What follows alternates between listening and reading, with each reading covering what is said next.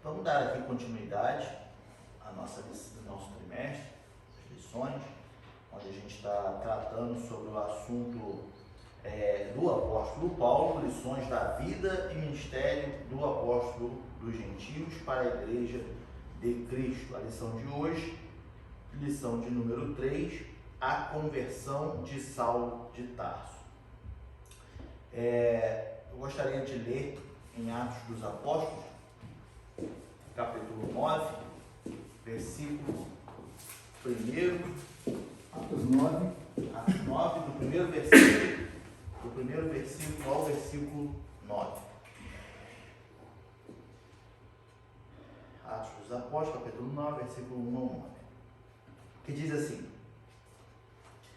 E Saulo, respirando ainda ameaças e mortes contra os discípulos do Senhor, dirigiu-se ao sumo sacerdote e pediu-lhe cartas para Damasco, para as sinagogas, a fim de que, se encontrasse alguns daquela seita, quer homens, quer mulheres, os conduzisse presos a Jerusalém. E indo no caminho, aconteceu que, chegando perto de Damasco, subitamente o cercou um resplendor de luz do céu. E caindo em terra, ouviu uma voz que lhe dizia: Saulo, Saulo, por que me persegues? E ele disse: Quem és, Senhor? E disse o Senhor: Eu sou Jesus a quem tu persegues. Duro é para ti recalcitrar ou reagir, ao contrário, ou demonstrar resistência contra os aguilhões. E ele, tremendo e atônito, disse: Senhor, que queres que faça? E disse-lhe o Senhor: Levanta-te e entra na cidade, e lá te será dito o que te convém fazer. E os varões que iam com ele pararam espantados, ouvindo a voz, mas não vendo ninguém.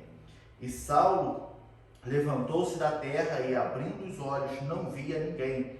E, guiando-o pela mão, o conduziram a Damasco. E esteve 3 dias sem ver, e não comeu e nem bebeu. Amém?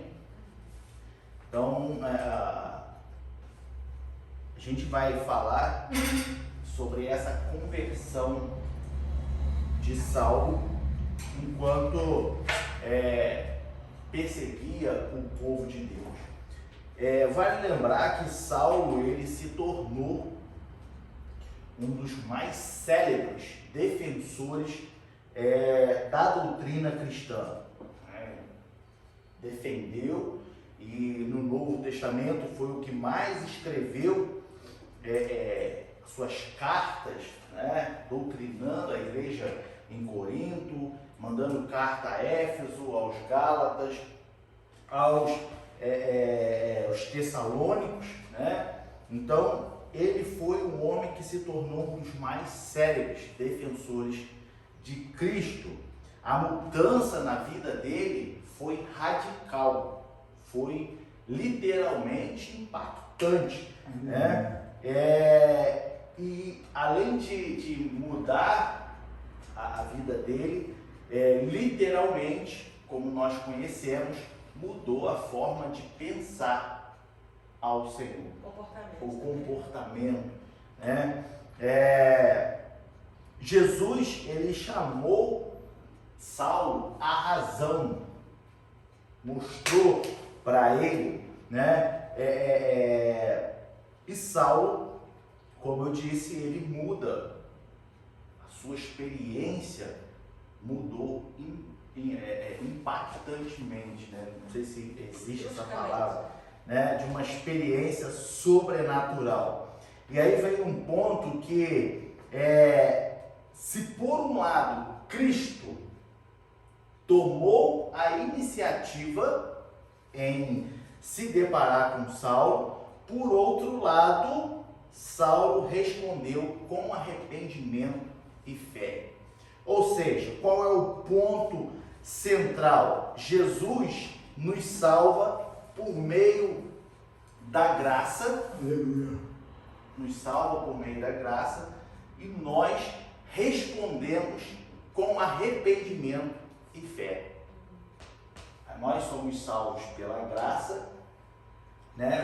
Ou seja, Cristo nos salva por meio da graça, mas nós respondemos, a forma de nós, ou seja, correspondermos é com o nosso arrependimento e a nossa fé. E prontidão, como Paulo fez. Senhor, o que queres que eu faça? Prontidão. Nós vamos entrar nos detalhes. Nós vamos entrar nesse detalhe sobre essa pergunta, né, que Saulo faz: o que queres que eu faça?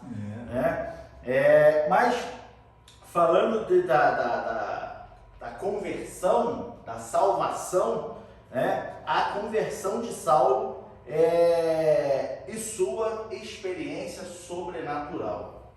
Bom, Lucas registra em Atos 9, como a gente leu, né, no versículo 3, ele registra: e indo no caminho aconteceu que, chegando perto de Damasco, subitamente o cercou um resplendor de luz do céu. Ou seja, Saulo foi literalmente surpreendido por Cristo, né? O que nos faz pensar é que Saulo, esse tempo todo, não se deixou convencer, tá? Pelos seus argumentos racionais. Ou seja, pelos argumentos racionais, Saulo não ouvia e não aceitava Jesus como Cristo. Ele não aceitava Jesus como Cristo. Portanto, ele era um defensor da lei, como nós vimos na última. Olha, ele não aceitava. Não, por que ele perseguia a igreja? Como a gente leu aqui, no versículo 2, olha o que Lucas escreve. E pediu-lhe cartas para Damasco, para as sinagogas, a fim de que se encontrasse alguns daquela seita. Considerava como seita. Ele considerava seita, ele não aceitava Cristo. A gente viu na última lição que ele não aceitava Cristo. Um dos motivos que não aceitava é pelo fato de Jesus morrer na cruz. E segundo a lei, segundo a Torá, quem era pendurado no madeiro era amaldiçoado, entendeu? Então, ele não aceitava que Jesus era o Cristo, o Messias, da qual os profetas falaram no Antigo Testamento, tá? Então, ele, por si só, não ouvia sobre o Jesus, o crucificado. Porém, a luz que ofuscou os seus olhos, né, trouxe a voz do próprio Senhor, que confrontou de forma impactante, dizendo: Saulo, Saulo, por que me persegues? O próprio Jesus, aquele resplendor, e a Bíblia me permite dizer isso, me permite imaginar que seria o resplendor de glória. Tanto é que ele ficou cego, né? Ficou cego. E já reconheceu Jesus como Senhor. E ele, aí esse é um ponto, né, que eu quero falar, é justamente quando ele fala assim: quem és, Senhor? Pode ver no versículo que Senhor, no versículo 5, está escrito com S maiúsculo, tá? Então nos dá a entender, quando Lucas escreve, que quando ele pergunta: quem és, Senhor? Ele já sabia que era alguma parte vinda de Deus, por ele ser defensor da lei.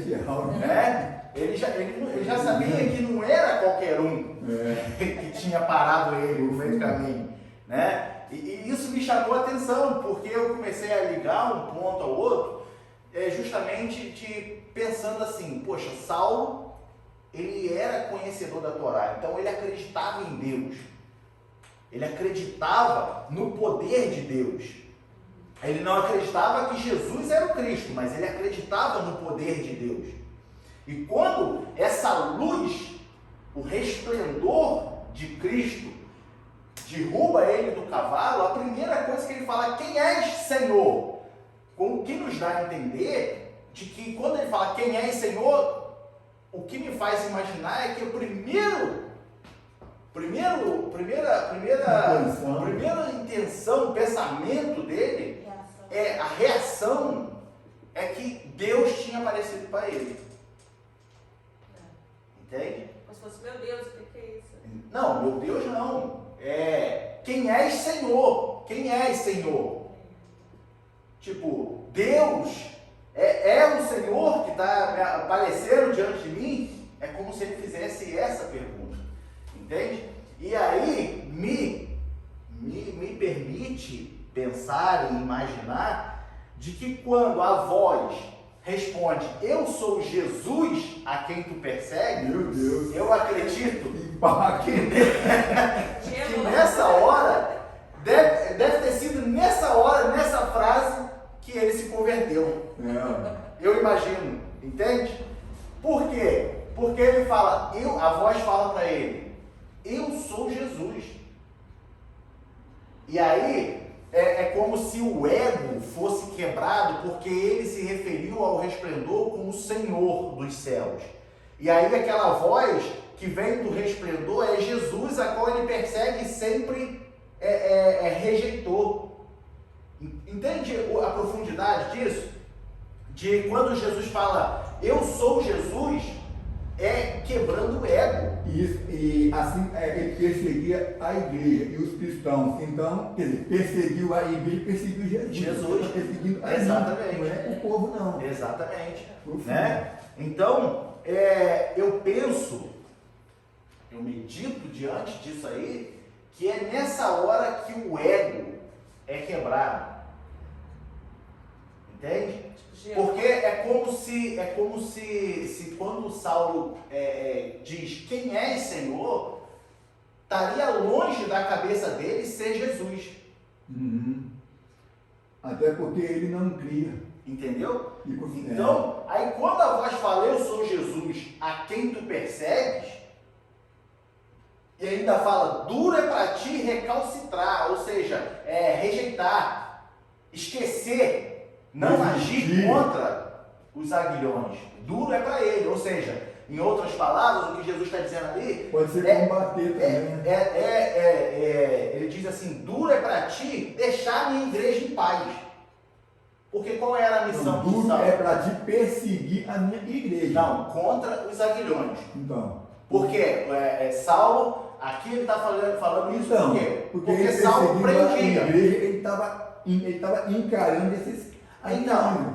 Então, mas os aguilhões que eu entendo é que os aguilhões é o quê? Prisão. Prisão. Arrastava o povo para a prisão. Uhum. E aí, o que eu entendo quando Jesus fala que duro é para ele recalcitrar contra os aguilhões é abrir mão da perseguição.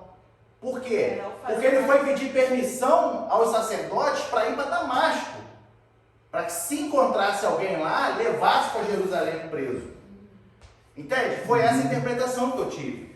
Então, Jesus ele fala dessa forma com Saulo. Entende?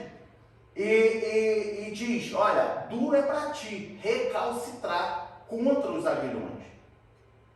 Em outras palavras, como eu estou dizendo, duro é para ti, ou seja, é tão difícil para você deixar a minha igreja em paz, me deixar em paz. Mas ali não tem pergunta, ali é uma... Não, eu sei, pastor, eu estou perguntando, em outras palavras, entende? É isso que eu estou falando, pastor. Eu estou interpretando dessa forma, que é como se Jesus estivesse perguntando para ele. É um tapa no ego de Saulo. Entende? Primeiro a voz, o resplendor de glória se apresenta como Jesus. Ali já foi para mim, já foi o primeiro impacto para Saulo. Porque eu acredito que Saulo, a última pessoa, o último nome que Saulo estaria esperando escutar fosse o nome de Jesus. E ele fala, eu sou Jesus. Né? Então é muito profundo isso. E por quê? Que Jesus já chega e se apresenta, por que me persegues? Porque a intenção, como eu disse, a intenção que Saulo tinha era de acabar de uma vez por toda com os seguidores de Jesus. Portanto, estava saindo de Jerusalém com autorização da casta sacerdotal para poder pegar os cristãos. Porém, no meio do caminho, foi surpreendido por uma experiência sobrenatural pela qual nunca havia passado. O perseguidor viu literalmente agora a pessoa de Jesus, o ressurreto, que o despojou do seu ego arrogante. Então, desde esse momento até pra frente, ele já começou a ver um pouco mais diferente. Agora, aqui já foi a conversão dele. E a prova disso, que já foi a conversão dele, tá? É quando ele exatamente faz no versículo 6 a pergunta. E ele, tremendo e atônito, disse: Senhor, que queres que faça? Perseguir, né? Já está à disposição agora. Não, ele naquele momento, ele aceitou. O ego foi tirado e ele viu que Jesus é Deus. O Ele estava Cristo. tremendo E atônito, né? Então, o que queres que eu faça? Na mesma hora, a missão dele foi interrompida. Entende? É como uma máquina que está programada para uma coisa e no meio da programação dela você muda ela para fazer outra coisa. Olha lá, ó. Levanta-te, entra na cidade e lá te será dito o que te convém fazer. Quer dizer, lá os teus planos vão ser mudados. Aí sabe o que eu interpreto de novo em cima disso aqui, pastor? Levanta-te e entra na cidade. É que agora Jesus ele já dá uma ordem para Saulo, já como o Senhor de Saulo. Aleluia. Na hora que Saulo pergunta: que queres que faça? E Jesus diz: levanta-te e entra na cidade e lá te será dito o que te convém fazer. Já agiu como superior de Aí Saulo. também tem uma outra coisa, o que te convém e não o que tu querias fazer. Exatamente. No fundo. E o que me chama a atenção é que assim, eu não vou te falar nada agora, lá te será dito. Entende? Ou seja, primeiro se recompõe. Ele dá treta. Levanta, eu fico imaginando, a minha mente viaja, né? Porque aí é como se Jesus falasse assim, ó, tu tem que primeiro bater essa poeira de perseguidor, que tu estava indo, caiu do cavalo, tá no chão, entende? Tu estava com raiva no teu coração, então primeiro vai para a cidade, acalma, se recompõe e lá te será dito o que te convém fazer. Entende? E com isso, Saulo pôde então compreender quem era Jesus e a sua obra redentora no Calvário, como o versículo que a gente leu domingo passado em Gálatas, capítulo 3, versículo 13. Vamos repetir aquele versículo lá. Cristo nos resgatou da maldição da lei, fazendo-se maldição por nós, porque está escrito: maldito todo aquele que for pendurado no madeiro. Então agora Saulo entendeu, aceitou, entendeu a obra redentora de Jesus Cristo. Por isso que agora ele fala dessa forma, que Cristo nos resgatou da maldição da lei, fazendo-se maldição por nós. Entende? Ou seja, é como se ele agora como não? Ele literalmente trocou a opinião dele sobre Jesus.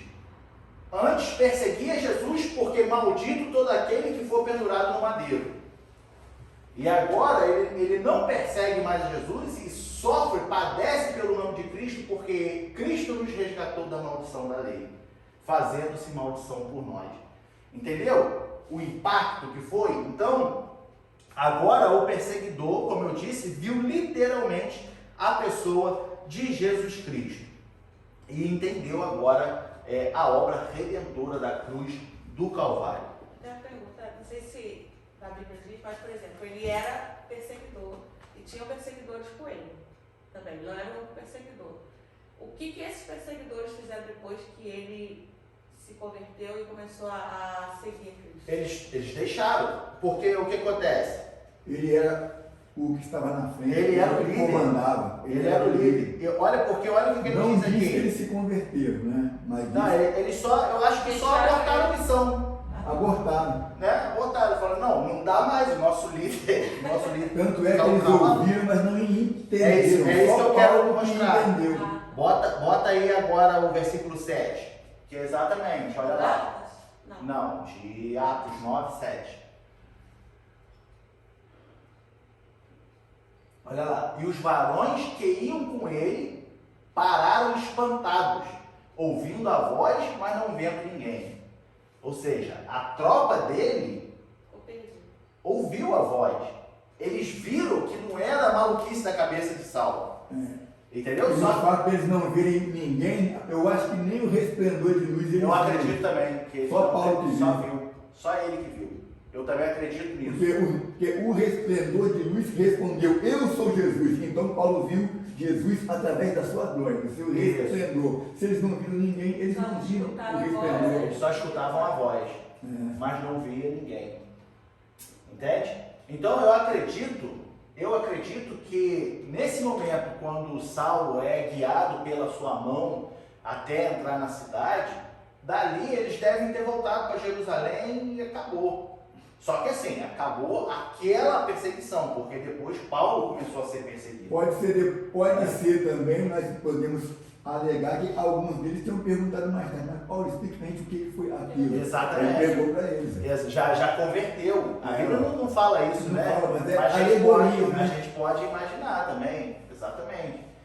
Porque Exatamente, alguém vai perguntar, pelo menos aqueles que acompanharam ele. que levou ele para a cidade, vai falar, o que aconteceu, cara? O que foi? Né? E ele cego, vê que ele abriu os olhos para ver e não via.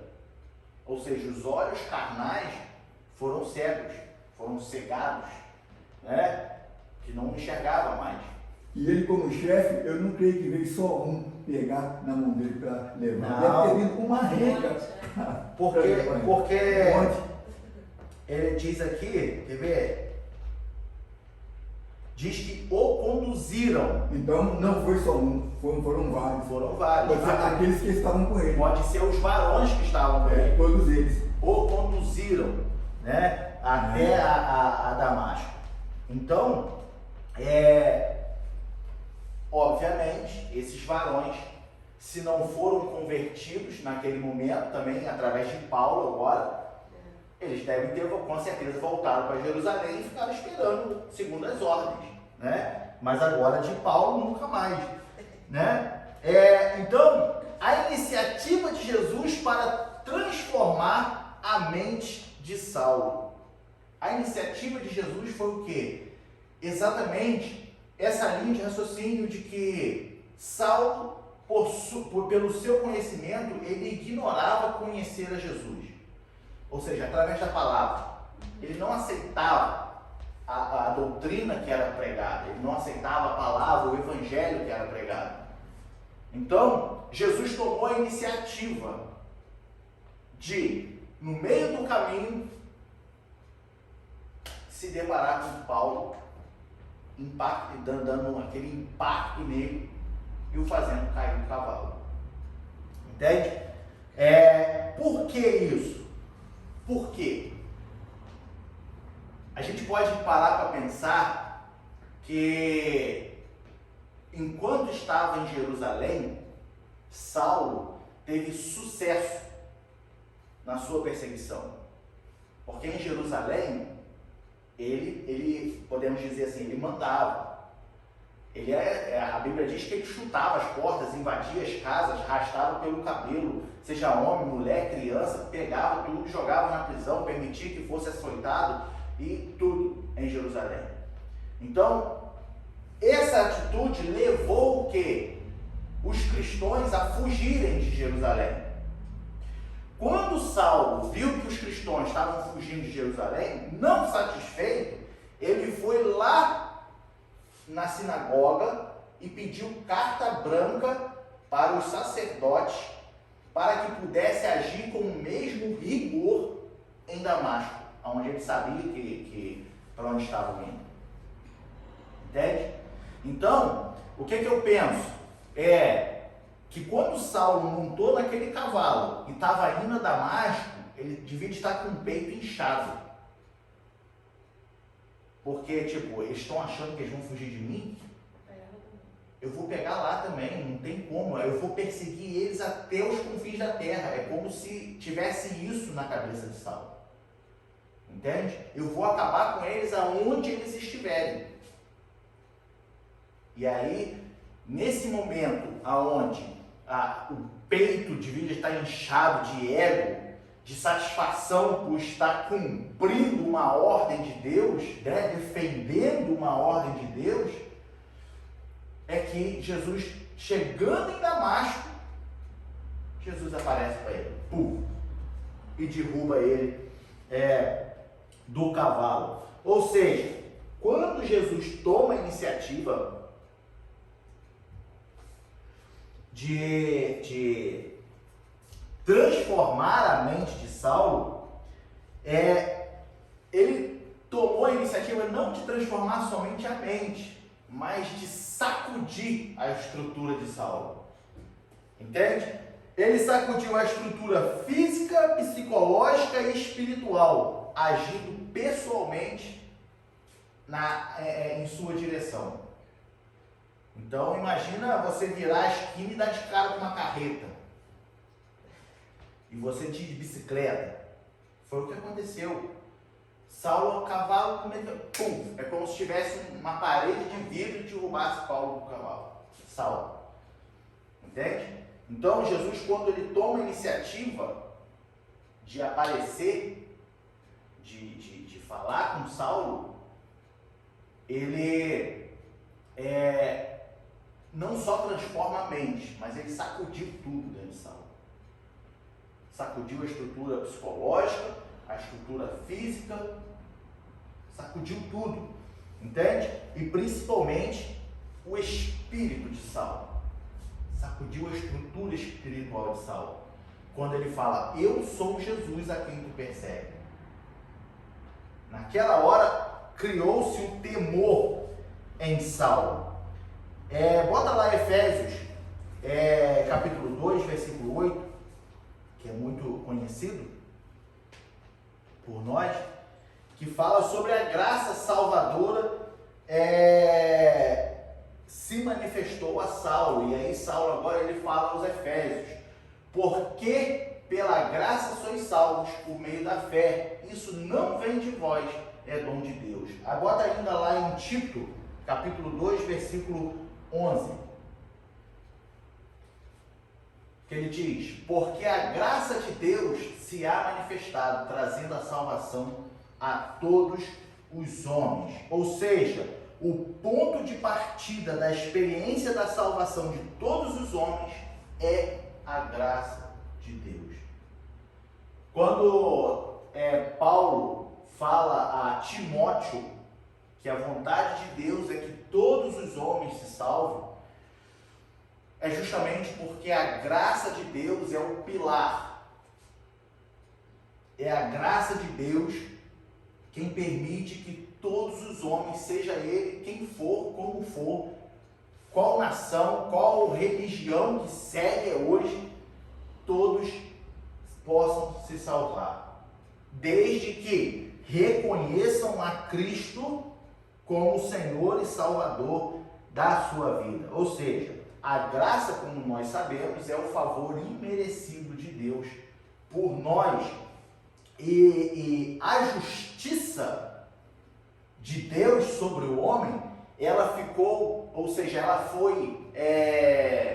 ela é satisfeita com o sacrifício de Jesus na cruz do Calvário. Aquela justiça, porque se a gente for ver no Antigo Testamento, era literalmente assim, Deus dava uma ordem, dava um mandamento, um ensinamento. Se o povo pisasse fora da linha, Deus permitia que morresse. Você pode ver, o tempo todo foi assim. Pega o povo de Deus quando saiu do Egito. Chegou no meio do deserto, fizeram lá estátuas de ouro, bezerro de ouro, para poder adorar outros deuses porque achavam que Moisés estava louco. O que a Bíblia nos diz que Deus permitiu? Que a terra se abrisse e engolisse todos eles. Entende? Então, no Antigo Testamento, como essa referência, entre outras, se pisasse no caminho ou batesse de frente com Deus, era morte na certa. Por que isso não acontece hoje? Porque vivemos no tempo da graça. Aí, por isso que diz que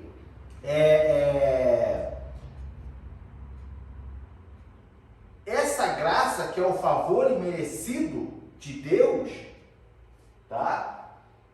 Ela é que satisfaz, podemos dizer assim, ela é que satisfaz essa justiça de Deus sobre o homem.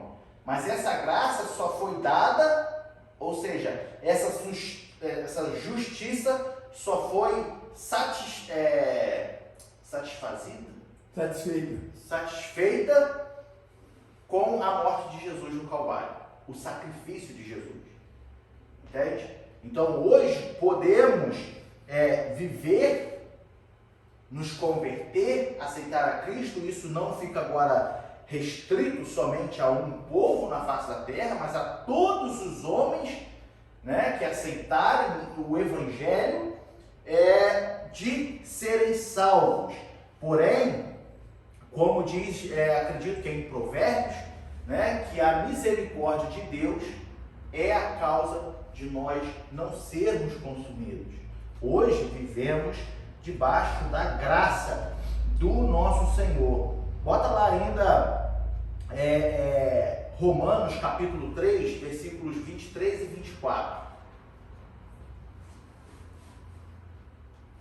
Que diz: porque todos pecaram e destituídos estão da glória de Deus, sendo justificados gratuitamente pela sua graça, pela redenção que há em Cristo Jesus. Ou seja, como eu disse, a graça é um favor outorgado, ou seja, concedido, permitido por Deus aos pecadores que estão debaixo da sua ira. Se vivemos no pecado, se não aceitamos o Evangelho, estamos debaixo da ira de Deus. Entende? Naquele grande dia, no julgamento, provarão da ira de Deus. E graça é favor não merecido, né? É o que eu acabei de dizer, né? A graça é o favor imerecido de Deus para com os homens, né? Então, evidentemente, a conversão de Saulo foi mais do que um convencimento intelectual sobre Jesus. Ele foi fruto da obra regeneradora do Espírito Santo em sua vida, ou seja, levando a confessar que Jesus Cristo é o Senhor e Salvador de sua vida. Foi o impacto que deu. Entende? Um ponto que eu quero levantar é que Saulo, ele não se deixava convencer através das pregações. Ele não aceitava Jesus através das pregações. Ele não acreditava no Cristo através das pregações. Foi necessário Cristo falar diretamente com ele. Existem muitas pessoas hoje que Deus está falando com ela de tudo quanto é jeito. Tudo quanto é jeito. Deus está falando através da palavra, através do hino, através da oração, através dos acontecimentos. E a pessoa está tão desligada, que Deus tem que impactar. Só que o problema é que nem sempre esse impacto, esse encontro de Deus com a pessoa, quando Deus fala diretamente com a pessoa, vai ser tão confortável, tão calmo quanto se estivesse ouvindo a voz de Deus no meio da palavra, no meio dos acontecimentos, estivesse vendo o agir de Deus no meio dos hinos, no meio das orações, entende? Então, vamos tomar cuidado e pedir ao Espírito Santo que sensibilize os nossos ouvidos, para que nós possamos ouvir a voz de Deus através da palavra, para que nossos olhos espirituais possam enxergar Deus falando conosco através dos acontecimentos, do que está à nossa volta. Que a gente fica naquela batendo, não, porque eu quero ouvir a voz de Deus. Deus está falando o tempo todo e a pessoa não quer ouvir. Ouvir é só realmente parar e ouvir Exato. a voz, né? Entende? Então, temos que tomar cuidado, porque Deus vai falar contigo pessoalmente? Pode falar, mas às vezes pode não ser tão carinhoso quanto você esperava que fosse, entende? Temos que tomar cuidado com isso e pedir sensibilidade ao Espírito Santo. Pulando aqui para o segundo ponto, Saulo e a doutrina bíblica da conversão. Ou seja, aonde começa a conversão?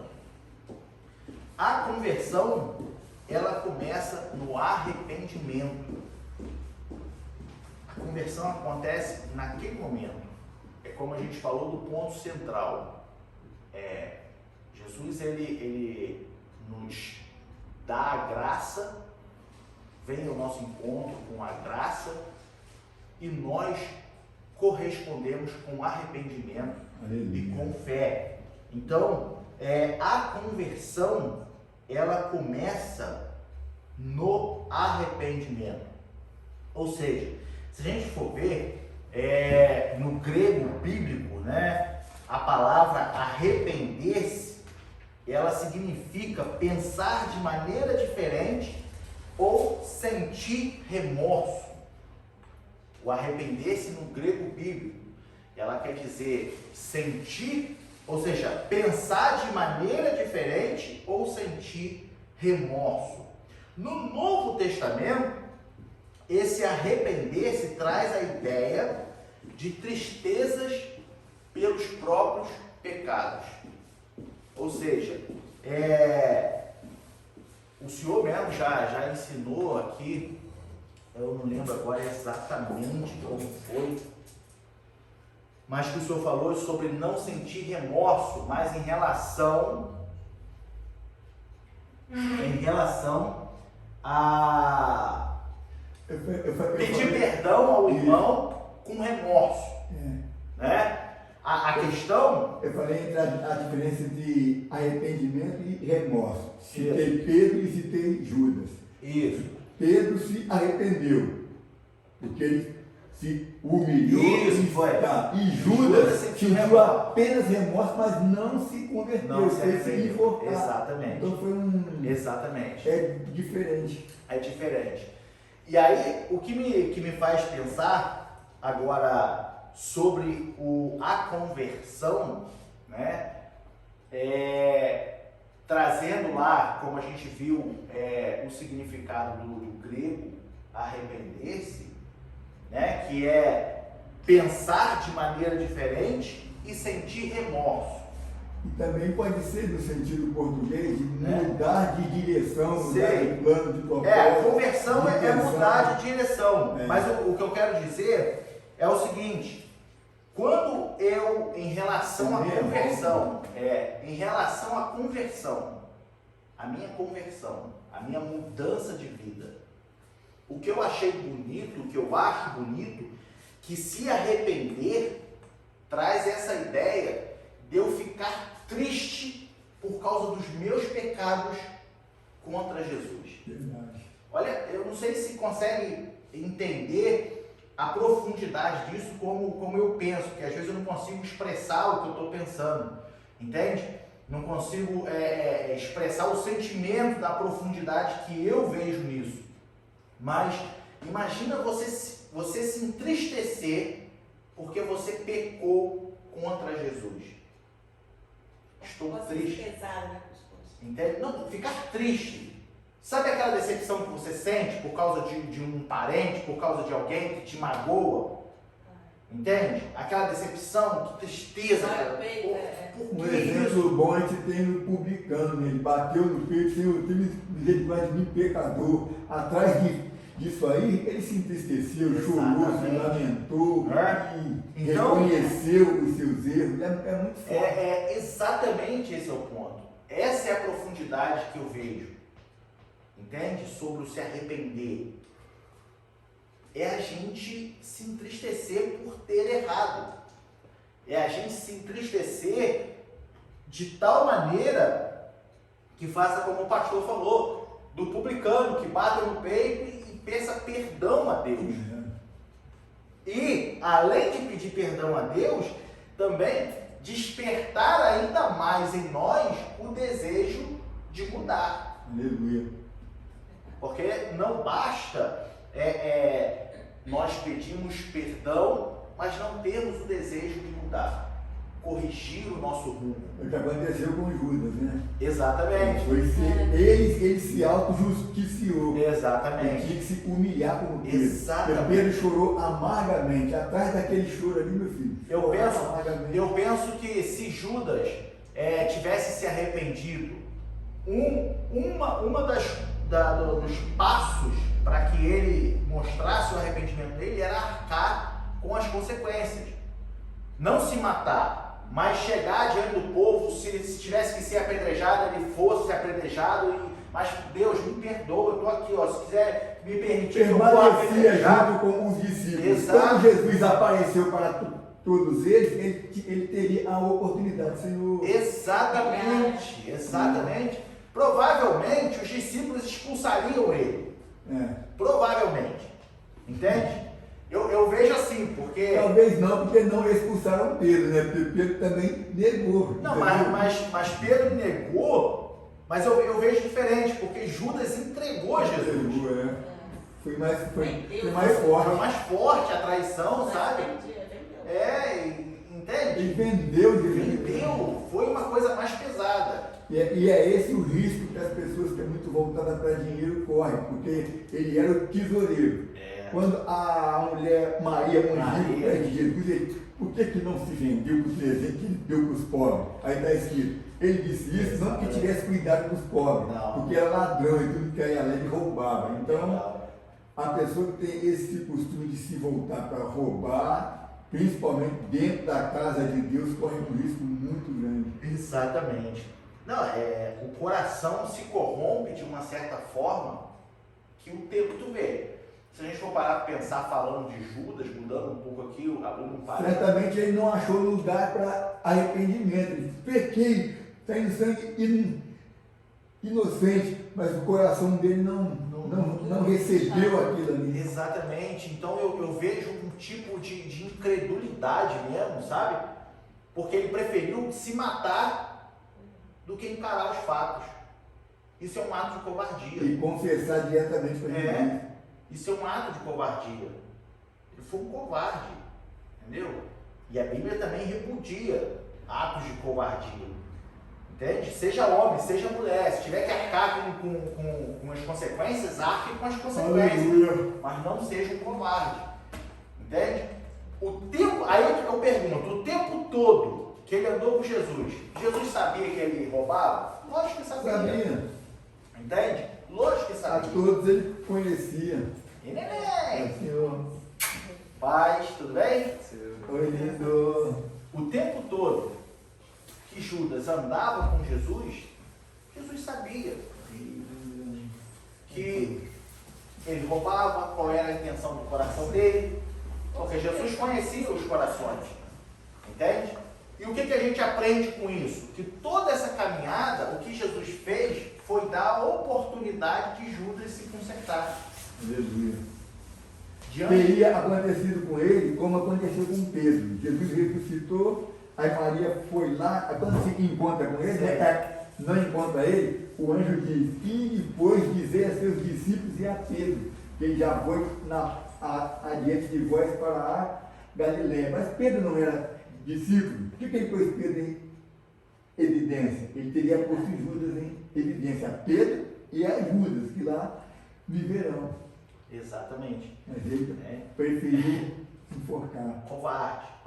Aí não foi arrependimento, foi remorso que provoca a morte, não no sentido grego. Exatamente. Exatamente. Não, exatamente. É por isso que eu quis comentar, porque o Senhor deixou bem explicado o que nós devemos fazer quando se arrepender. Porém, falando de pecado contra Jesus, o ato de eu me entristecer por ter pecado contra Jesus Cristo, isso é muito profundo. Isso é um arrependimento. Entende? E Paulo fala que a tristeza, segundo Deus, opera a vida, né? Exatamente. Então, além desse arrepender, trazer essa ideia de tristeza, também traz uma mudança na mente, o arrependimento traz uma mudança na mente que induz a correção do caráter e de uma conduta moral. O arrependimento causa também isso. Entende? Ele traz, ele nos induz a uma correção de caráter e de conduta moral.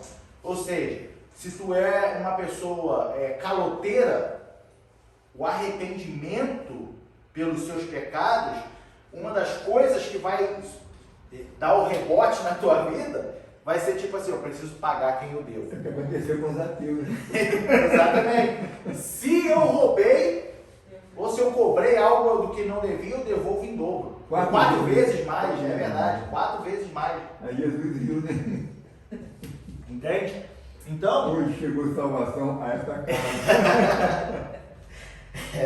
Na mesma hora, né, mano? Então, o arrependimento, ele induz também a correção de caráter e conduta moral. Bota Atos, capítulo 3, versículo 19.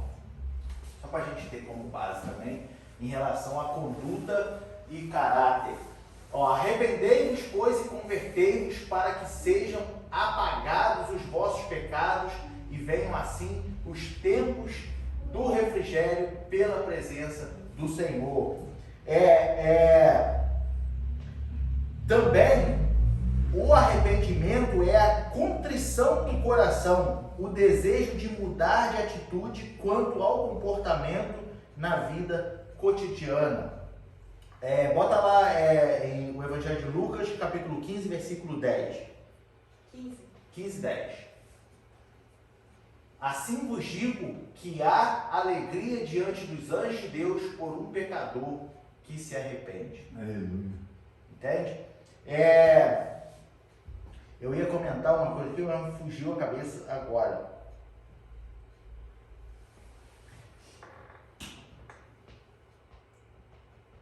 Bom, vamos dar continuidade. Se eu lembrar de novo, eu comento. Eu esqueci de anotar e esqueci agora. Lembrei. É importante a gente entender que Deus, ele tem um poder para fazer o que ele quiser.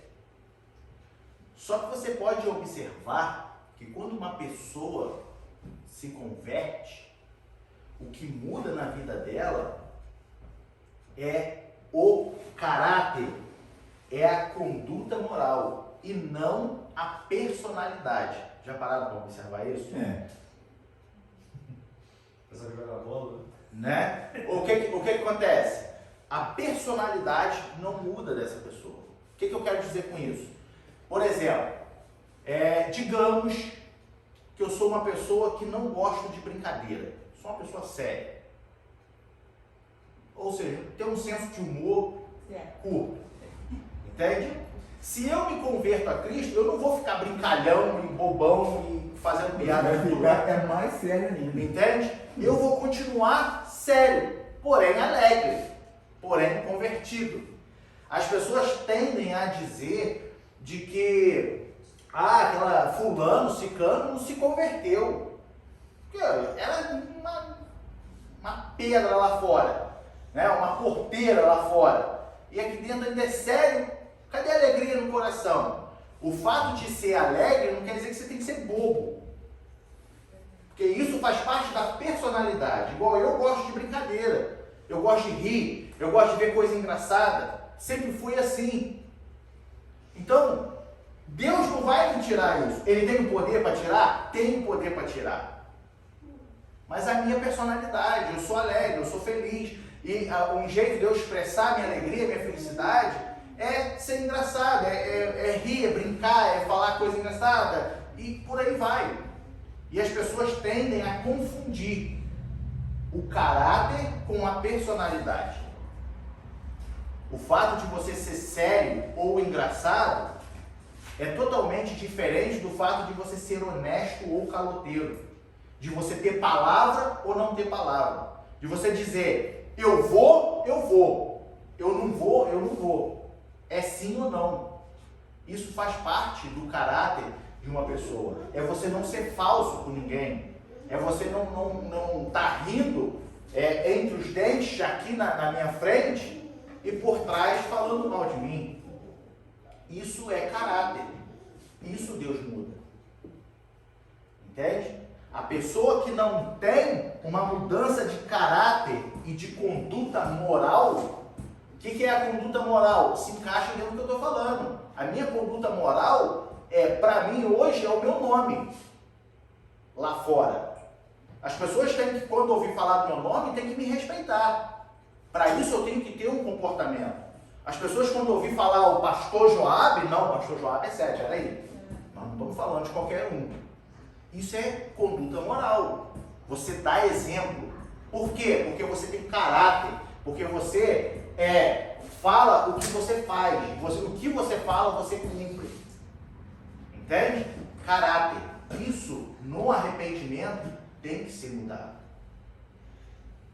Quando nós nos arrependemos e nos convertemos, aceitamos o Evangelho da cruz do Calvário, confessamos agora que Cristo é o Senhor, nós devemos sentir tristezas pelos pecados cometidos contra a pessoa de Jesus Cristo. Nós, como foi dito aqui, a nossa mente nos induz à correção do caráter e da nossa conduta moral. E isso que você falou, a diferença entre caráter e personalidade, nós podemos ver isso dentro da própria Bíblia. Natanael. Filipe foi lá e falou, achamos Jesus, né? Aí ele, Jesus de Nazaré, ele pode vir alguma coisa boa de Nazaré? Logo mais Jesus se encontra com ele e fala, eis aqui um homem em quem não há dor, um sincero israelita, um velho israelita. Quer dizer, fala aquilo que pensa, né? Exatamente. Ele já tocou na personalidade dele. Uma pessoa que não deixa para depois, fala. Isso é independente do caráter, isso é a personalidade. É a personalidade. É o caso de Natanael. Não pediu, né? Foi espontâneo, né? Pode vir alguma coisa boa de Nazaré? Entende? Então, além disso tudo, também como eu disse, é a contrição do coração no desejo de mudar de atitude quanto ao comportamento na vida cotidiana. Meu comportamento agora tem que ser outro. Aí, também não estamos falando de personalidade. Meu comportamento é outro, então eu tenho que parar de ser engraçado, de querer rir, de querer fazer as pessoas rir. Não, então eu tenho que ser sério, ou se eu sou sério, eu tenho que ser mais tranquilo, menos sério. Não. Aqui, quando ele diz o comportamento na vida cotidiana, é o seu testemunho lá fora. Como é que você era lá fora? Você bebia, você fumava, você roubava, o que você fazia? Você batia nos outros, arrumava, era encrenqueiro, arrumar confusão com todo mundo? Comportamento na vida cotidiana. Isso tem que mudar, isso não tem acordo.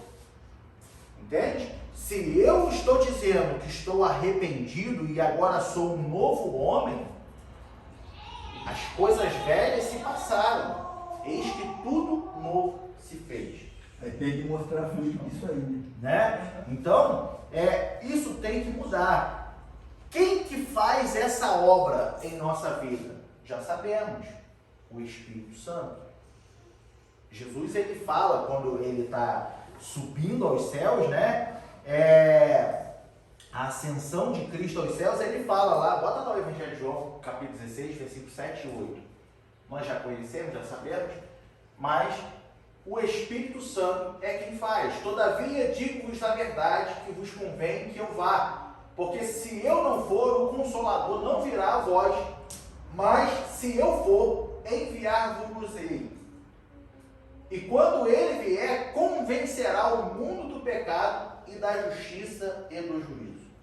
Então, não há outra forma de se arrepender se não for através do Espírito Santo. O homem tem o seu arrependimento natural, mas nós estamos falando do arrependimento na conversão de um homem, de uma nova criatura, de um novo ser. Né? Você pode ter o seu arrependimento natural como ser humano, de briguei com a minha filha, dei uma chinelada na bunda dela e me arrependi. Poxa, não precisava ter batido na minha filha. Um arrependimento natural. Mas o que nós estamos colocando aqui é o arrependimento espiritual, o arrependimento que muda a sua vida. E não o que te faz lamentar por uma atitude tomada. Né? O quê? Eu estou rindo. Deixa quieto. Hã? Deu uma chinelada no popô dela. Você falou bunda. É bunda. Na anatomia a gente conhece bunda, né? Então, eu dou mesmo, não me arrependo não. O coração é duro para isso. O que acontece? A conversão, então, ela é parte do processo da salvação. Como eu disse, o arrependimento, a conversão, ela começa com o arrependimento. Se não houver arrependimento, é o primeiro ponto. Não há conversão. Entende? Então, por isso que a conversão é uma parte do processo de salvação do pecador. Ou seja, ela assinala o início do despojamento, como eu disse, do velho homem e aponta para o revestimento do novo homem. Bota lá em Efésios, capítulo 4, versículo 22 e depois o 24, onde o apóstolo Paulo fala que, quanto ao trato passado, vos despojeis do velho homem, que se corrompe pelas concupiscências do engano. 24. E vos revistais do novo homem, que segundo Deus é criado em verdadeira justiça e santidade. Então, começa-se o início da salvação, do processo salvífico, o arrependimento, quando nós largamos o velho homem. Eu preciso acelerar um pouquinho ali para a gente acabar na hora. A conversão de Saulo promoveu uma transformação pessoal, ou seja, quando acontece o resplendor que derruba Saulo do cavalo, né? Ou seja, o resplendor do céu que cegou os olhos carnais e o fez agora ver o Cristo ressurreto, né? Já nesse momento, como a gente falou lá no começo, que quando ele ouve que quem és, Senhor? E Jesus fala, eu sou Cristo, eu sou Jesus, a quem tu persegues. Nesse momento, ele já teve uma experiência sobrenatural. Nesse momento, já foi impactante ouvir de que o Senhor a quem ele perguntava era Jesus, o tanto que ele perseguia. Lembrando, né, que ele não perseguia diretamente a pessoa de Jesus, mas perseguia a igreja. de Cristo. Então Jesus, isso nós podemos parar para pensar o quanto Cristo tem ciúme do que é seu. Mexeu com um dos dele é mexer com ele. É isso que nós vemos. Aleluia. Se mexer com um dos dele, mexeu com ele, porque Saulo perseguia a igreja de Cristo. E Jesus fala assim: eu sou Jesus a quem tu persegues. Ou seja, mexeu com a igreja de Cristo, mexeu com Cristo, né? Então, ele teve essa experiência impactante quando se encontrou com Jesus.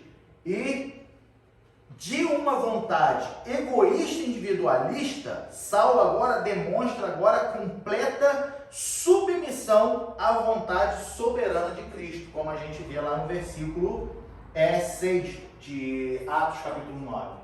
Olha lá, e ele tremendo e atônito disse: Senhor, que queres que faça? Então, com esse impacto, todo aquele individualismo que Saulo tinha, todo aquele egoísmo que Saulo tinha, agora foi convertido em submissão. Que no mesmo momento, quando ele ouve que é Jesus, ele fala: o que queres que eu faça então? E aí Jesus já age na vida de Saulo como Senhor, porque Jesus diz: levanta-te e entra na cidade e lá te será dito. Por enquanto, só faz o que eu mando. Mesmo assim, ele não escapou das consequências, né? Do que Não. foi passado. Não só foi ficou certo temporariamente, como. Não, depois ele passou a ser o perseguido. Pois é. É. Muito depois. Então, aí era um ponto que a gente estava falando bem lá no início. Foi o que Jesus disse para Ananias, que ele ia mostrar para Paulo o quanto ele ia ter que padecer pelo nome dele. Quer Exatamente. dizer, ele perseguiu, agora ele vai ter que pagar Vai ter que arcar com essas as consequências. Aí é o que eu estava falando sobre a covardia. Causa e efeito, né? Ele vai sofrer os efeitos. Exatamente. Isso aí. Então, o lance da covardia. Se Saulo fosse um homem covarde, fugiria da sua responsabilidade. Por quê? Obviamente que passou pela cabeça de Saulo, pelo menos eu acredito muito nisso, que ele fala assim, não que ele fala, isso é uma indagação minha, tá? Mas que tenha passado na cabeça dele assim: olha o quanto que eu fiz esse povo sofrer, para agora eles me aceitarem no meio deles também como um cristão. Só que a perseguição não vinha do povo de Deus, não vinha da igreja de Cristo, vinha do povo de Deus, da onde ele era, que também começou a perseguir ele, por onde ele passava. Vivia escondido. Muitos da igreja tinham medo dele, porque não acreditavam. Não acreditavam que ele tinha, como a gente falou no último domingo, né? Muitos ainda tinham um receio de que será que ele se converteu mesmo, né? Mas a perseguição mesmo ali era dos próprios judeus, dos próprios judeus, de onde ele saiu, da onde ele perseguia. Agora os que eram amigos dele como perseguidor passou a ser inimigos, assim perseguindo ele. Então, consequência, né? E aí o que eu volto a dizer, ele podia se acovardar e fugir. Falou: eu não tenho essa coragem de entrar lá no meio, e agora como que eu vou fazer isso? Ou seja, se não fosse o impacto, literalmente, de Jesus Cristo na vida dele, eu acredito que ele não teria defendido o Evangelho como ele defendeu, com todas as perseguições. Entende? Quando ele perseguia a igreja, muitos se apostataram, muitos renunciaram à sua fé, para que não fosse preso, para que não morresse. Porém, muitos também, mesmo sendo açoitados, presos, vendo parentes ser mortos, não negaram a sua fé. Entende? E aí agora Paulo se encaixa num desses, que mesmo apanhando, sendo perseguido, sendo torturado, jogado na prisão e jogou do penhasco abaixo, todo machucado, apanhou, não negava a fé. Ele continuava defendendo o Evangelho. Então, a conversão, ela faz parte da doutrina bíblica da salvação. Ou seja, bota lá, 1 Coríntios, capítulo 15, versículo 8 a 10. Ou seja, o choque da experiência sobrenatural do resplendor de luz sobre os olhos de Saulo, né, transformou a mente de Saulo, levando a reconhecer o Cristo que outrora tanto rejeitava, agora o fazia apóstolo. Né? E por derradeiro de todos, me apareceu também a mim como a um abortivo. O Cristo que ele tanto rejeitava, agora pegou ele e o fez apóstolo. Entende? Embora Saulo, ou o apóstolo Paulo, não se achava digno de ser chamado apóstolo, visto que uma vez ele não tenha andado na escola apostólica, que foram os 12 que andaram com Jesus. Então, ali sim era uma escola apostólica, e Paulo não participou, nem Jesus Cristo na terra ele não viu.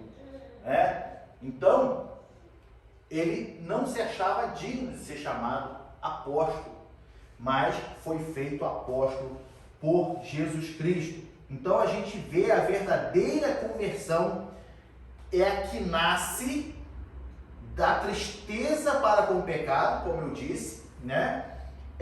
E o reconhecimento de que o homem precisa dar meia volta em direção a Deus. Se eu estou indo para lá, eu dou meia volta e vou em direção a Deus. Entende? Então, a verdadeira conversão, ela causa esse efeito na vida do homem. Como obra de Deus, a conversão é uma manifestação externa da regeneração operada pelo Espírito no interior do homem. Ou seja, o Espírito Santo, ele opera dentro e isso reflete fora. Não é bonito isso? Nós, por fora, muitas vezes aparentamos ser uma coisa, mas o nosso interior está morto. Muitos homens, muitas mulheres, muitas pessoas, ela por fora é uma pessoa sensacional, ela é uma pessoa que te carrega no colo, mas por dentro ela está morta.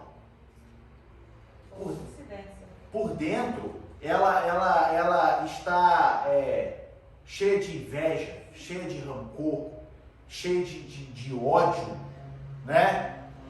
Mas por fora está te carregando no colo. E como a Augusto disse, vice-versa. Muitas das vezes a pessoa por fora não aparenta ser tão amoroso, tão carinhoso, mas por dentro, aquela pessoa, ela tem um carinho, ela tem um amor. Só que as pessoas agora, como não enxergam isso externamente, as pessoas não dão chance dessa pessoa demonstrar o seu carinho. É o que acontece quando só temos por dentro.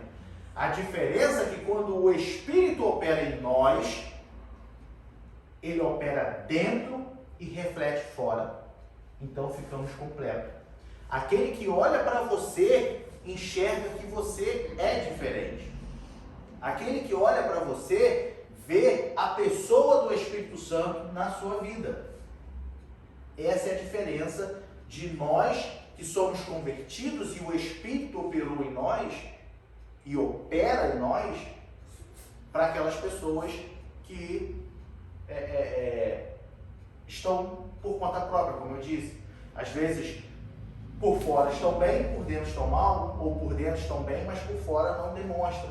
E daí não tem chance de mostrar, porque possivelmente as pessoas não vão querer se aproximar dela. Amém?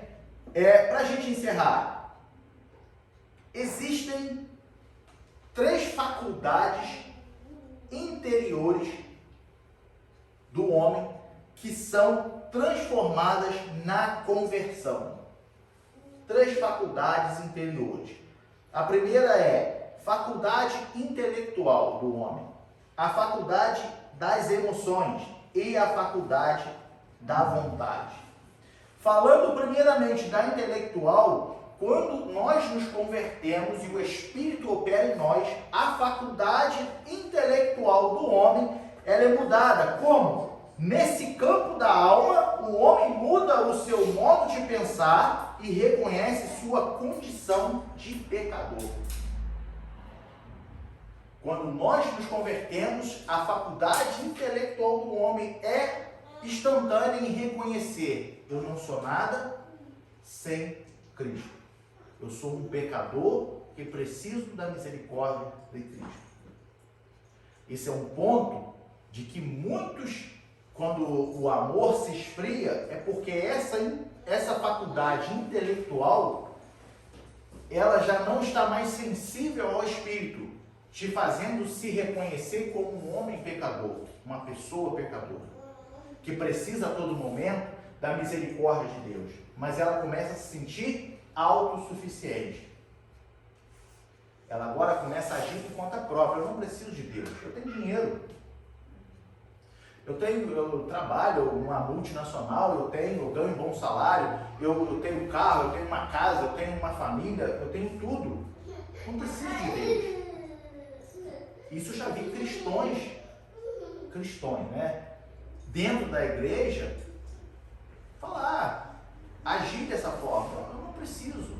Não vou, ainda, a fim de aliviar a sua condição, ainda fala assim: eu não quero ficar incomodando Deus porque eu não preciso. Entende a arrogância?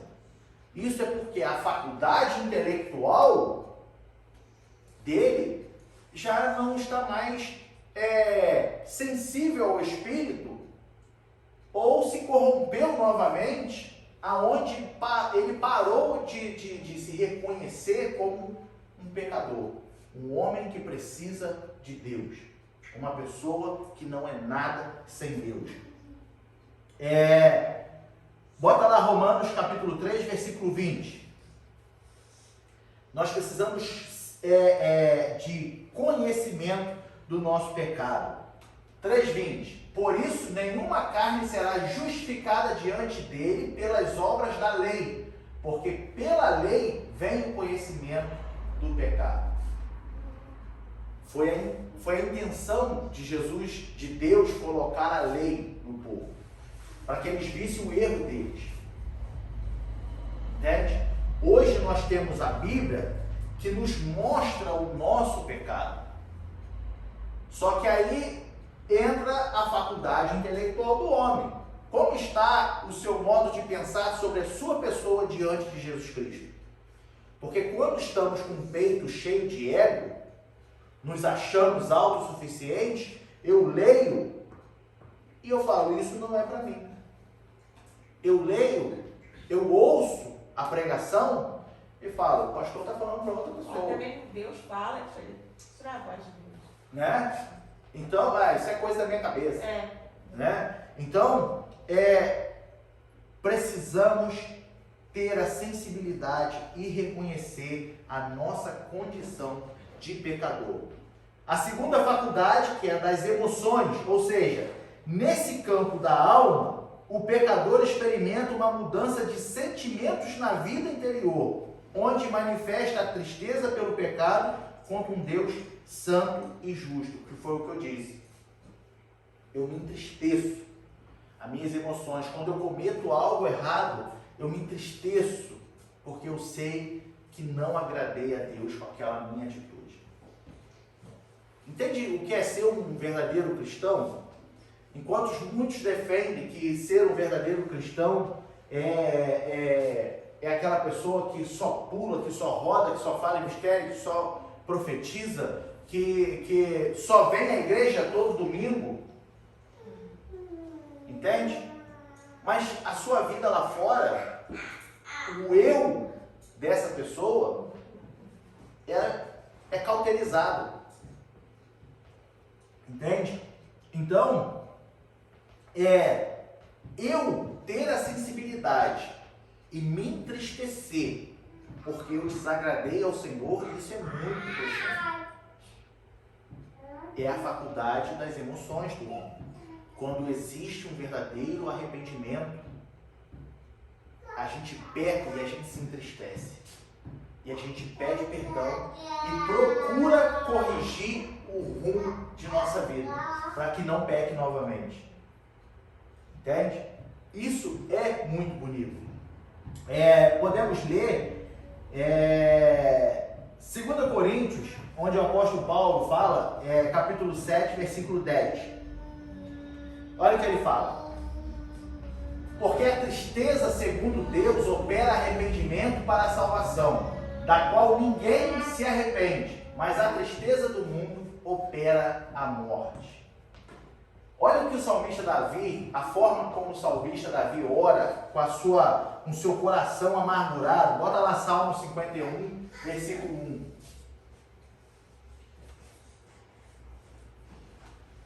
Tem misericórdia de mim, ó Deus, segundo a tua benignidade. Apaga as minhas transgressões, segundo a multidão das tuas misericórdias. Entende? A tristeza, tem misericórdia de mim, ó Deus. Quantas das vezes na sua oração você pede misericórdia a Deus? Você pede perdão a Deus. Mas eu não fiz nada de errado, mas precisa fazer? Uma vez que eu sou pecador, eu não preciso fazer nada de errado. Eu já sou pecador, eu já penso que para me apresentar diante de Deus, eu já tenho que começar pedindo perdão a Deus, reconhecendo a minha insignificância. Entende? E aí, olha a forma como ele ora. Então, quando há arrependimento nessa área da alma, nós temos essa sensibilidade em nossas emoções.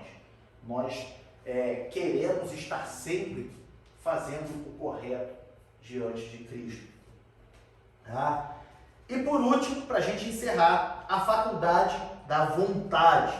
Ou seja, se o homem está convencido em seu intelecto, em seu sentimento a respeito do seu pecado, agora resta-lhe o quê? Exercer a vontade de Deus. É o que vai mudar também na vida do homem. A vontade também seria o comportamento. Não. O quê? A vontade também seria o comportamento dele, da pessoa. A vontade quando eu falo exercer a vontade de Deus, ou seja, a sua vontade, a vontade de Deus, o querer, né? Eu agora entra a parte do comportamento. Se eu entendi o que você está falando, é que eu vou abrir mão das coisas que eu quero fazer e vou priorizar a vontade de Deus sobre a minha vida. Então, por exemplo, hoje tem um churrasco 10h30. E aí a minha vontade, eu não tenho vontade de ir naquele local porque eu quero estar na casa de Deus. É a minha vontade. Só que aí não entra aí é a sua vontade pessoal. O que eu quero colocar aqui é que nós nos prontificamos a fazer tudo segundo a vontade de Deus. Então, sim, se você não tem desejo de ir ao churrasco porque é culto e o seu coração arde para estar aqui, querendo ou não, você está cumprindo uma vontade de Deus. Por quê? Vir à igreja salva alguém? Não. Mas se você vem à igreja, você cumpre com um mandamento, porque a Bíblia nos diz que nós devemos vir à igreja. Até esse arder no peito também vem na vontade. Vem da sensibilidade ao Espírito. Tipo, você vê uma pessoa que precisa de uma palavra e precisa falar uma coisa de Deus para ela, é a vontade. É a vontade. Então, aí entra não só a vontade, mas entra a parte do intelectual sobre você, em relação a vir à igreja, sobre você quer vir à igreja porque você reconhece que você é pecador, que você reconhece que sem Cristo você não é nada. Então, eu quero estar na presença de Cristo. São as três faculdades. São as três faculdades do homem. Entende? Que é uma só. É como se fosse como o dom, o fruto do Espírito, né? Que é um fruto com vários gomos. Nesse nosso ponto, nesse nosso contexto, essas três faculdades é como um fruto que tem 3 gomos. Elas agem juntas. Entendeu? Mas elas agem juntas, exatamente. Entende? Então agora me resta exercer a vontade de Deus. Ou seja, o pecador agora eu, pecador, posso pensar, posso desejar e fazer o que deve ser feito para a glória de Deus. Bota lá Filipenses, capítulo 4, versículo 8 e 9. E a gente encerra. Quanto ao mais, irmãos, tudo que é verdadeiro, tudo que é honesto, tudo que é justo, tudo que é puro, tudo que é amável, tudo que é de boa fama, se há alguma virtude e se há algum louvor, nisso pensai. O que também aprendestes e recebestes e ouvistes e vistes em mim, Paulo falando, isso fazei, e o Deus de paz será convosco. E aí eu pergunto para os irmãos, a nossa vida, a tua vida, você pode pedir para alguém se espelhar nela, porque Deus vai se agradar? É profundo.